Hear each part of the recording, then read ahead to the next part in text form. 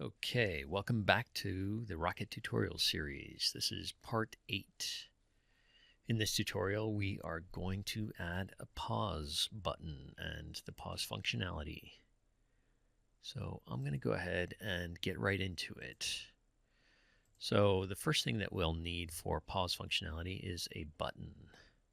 So what I'm going to do is go into my UI canvas, right click, go to UI, and add a button. And actually, let's delete that. You noticed there were 2 button options in there.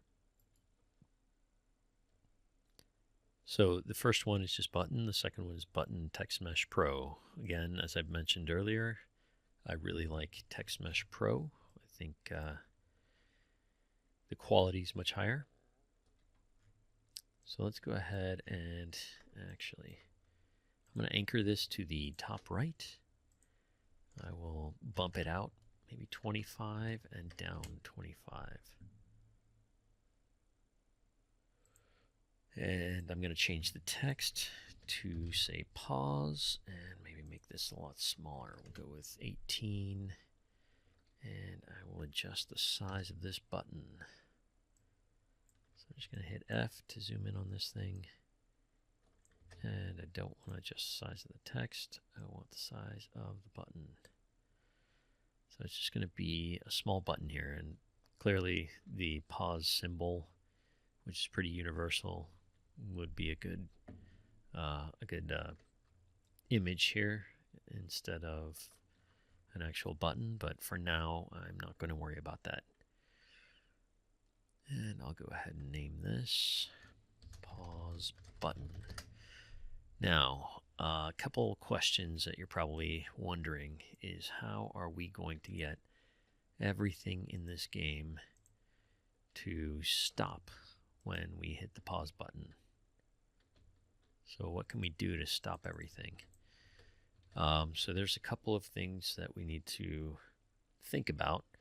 One of them is that the asteroids are moving around based on a rigid body system. So we're setting the velocity in the rigid body for asteroids that are collided with. Now that is easily addressed with a Time.timeScale call. And the reason that that works is because all of these guys are being moved around by the physics system in Unity. So Time.timeScale stops any physics calculations instantly. The other nice thing is that particle systems also follow the Time.timeScale. So let's go ahead and pause those things, and we'll see that there's going to be an interesting effect that happens after we pause them. So we're going to jump into our Rocket Game Manager here. And the first thing that I want to do is add a boolean that just tells us whether the game is paused. And I'll say false initially, although we may change this in the future. The second thing I want to do is I want to add a reference to my pause button. So I'm going to need to access the button class, which we don't have access to right now. So I hit escape there so it didn't auto-complete it to something else. I'm going to come up to my using statements, Control C, Control V. I get a second using Unity engine statement, and I just add .ui at the end there, and now my button class is available. So how do we get the pause button to respond? Well, buttons come with events, Unity events that you can hook into. So I'm going to call my pause button .onClick, and you can certainly look through these on events. So there's on click, on move, on deselect, on pointer down, on submit. All of these events here are neat little events that you can tie into. And I have another tutorial on Unity, on making a custom Unity button that you can find in my channel if you're interested in intercepting some of these events and responding to them in different ways. So I'm going to do the on click here, and I'm going to add listener. So that's just going to add a method that does something anytime somebody clicks this button. Handle pause pressed is what I'm calling this. Just right click on top of that method, quick actions, and let it resolve.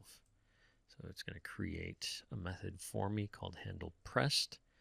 And in here, we could just say time.timeScale equals 0. But what that's going to do for us is only give us one state for the game. So let's go in here. Our Rocket Game Manager needs to be hooked up. It needs a reference to the pause button so that it knows what button to add the listener to. And then we can test it. So I'll go over here and crash into this giant asteroid and hit the pause button. Now you can see everything paused. I can't unpause. And my rocket kept moving. So like I said, the things that are controlled by the physics system, those will be paused. And that is anything that is moved or affected by a rigid body or particle system within Unity. All right, so let's see. Let's expand on this more. So instead of time.timeScale equals 0, I'm going to use our game paused boolean. So game paused equals the opposite of game paused. So this statement basically says if game paused is true, then set it to the opposite of that. If game paused is false, set it to the opposite of that. So now we'll say if game paused. So if, actually let's say if not game paused, then we will set this time.timeScale to 0. Otherwise, we will set we'll set time.timeScale to 1. All right. So there we've set the time scale to 0 when the game is paused, and let's set it to 1 when it's not paused. So this should give us the ability to unpause the game now. So let's go ahead and test that. Okay. Boom. Boom. Pause. Pause. So you can see it's paused. Now it's unpaused. Now it's paused, unpaused. So there we go. Again, we still have this issue with the rocket. Look how it's floating around even after we pause. So let's address that really quick. Clearly, you're probably asking yourself about the pause button. It should reflect that we're in a pause state and that the next option is to unpause. We can do that, but first let's affect the rocket. So the rocket, which is down here under 3D, has the player controller. The player controller gets moved over here on line 68, transform.position plus equals velocity. So every update, it's adding new velocity to the ship. And this is a calculation we're doing on our own, and a position change we are doing on our own outside of the physics system. There's no rigid body in this rocket. So a quick method to get this working is to add a public property, and we'll make it boolean, and we'll also call it game paused, and we'll just set it to false initially. So the game manager should really be controlling this. But right now, by default, we'll just set it to false so that initially we start off with the rocket unpaused. And then here we say if game paused, well, I'm sorry, if not game paused.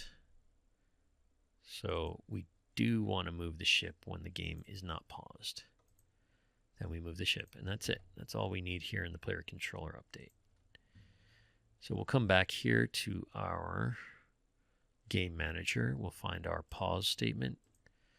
And if the game is paused, if we're setting timescale to 0, we're going to call our rocket, which we have a reference to up here, the player controller, dot game paused equals true.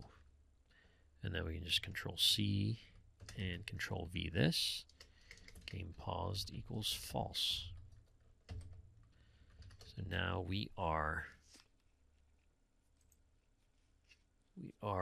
adjusting the rocket's game paused property to reflect the game manager's game paused property. So let's go ahead and play. And I'll just hit pause. Here we go.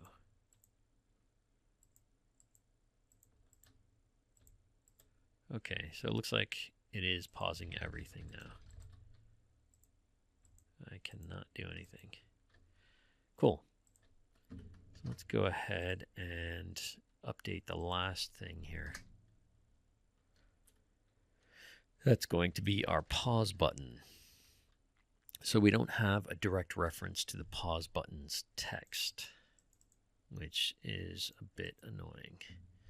But what we can do here is we can call the pause button .transform.getChild, and we know there's only one child, so get child 0, and then get component Textmeshpro UGUI .text equals, and so this is if we're not paused, we're pausing, so we're going to change the text to unpause. I don't know if it was all capitalized. I don't think it was. And then we will make the same call up here, and we will call it. We'll set it back to pause. Unpause, not unpaused, but unpause. Okay, so that should be about it. Let's test this. Unpaused. Well, that's nice that it doesn't fit in the button. Quick solution, we can make the button bigger. So let's do that real quick.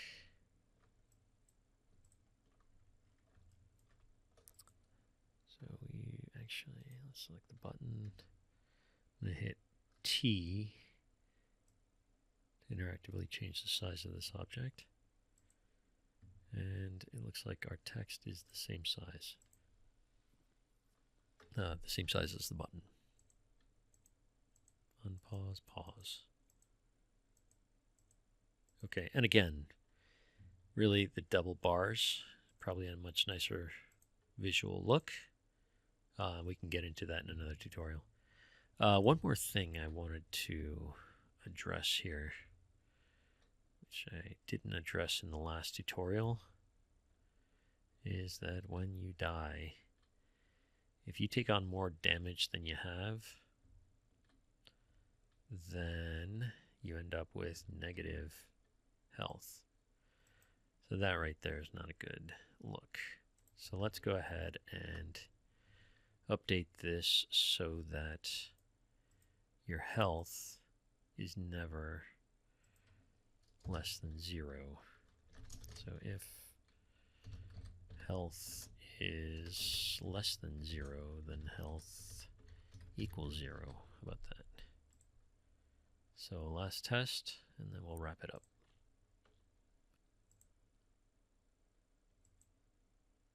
Okay, crash. Get those big ones. They do most damage. Okay. Almost there.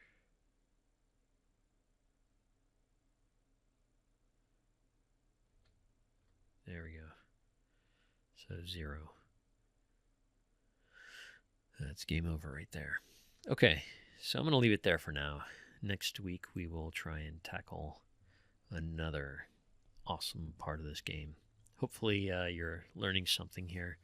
Again, this game is very evolutionary. I didn't really plan it out much further than kind of the general concept. So there's a lot of things I'm doing here that are kind of off the top of my head. But I think the main thing to take away from these tutorials is how to build something in Unity and learning new tools that you can use to apply to other games or interactive experiences that you're building in Unity. And as usual, if you like these tutorials, please subscribe. And if you have any comments or questions, please post them in the comments below. Happy to answer anything I can help with. All right, thanks for watching.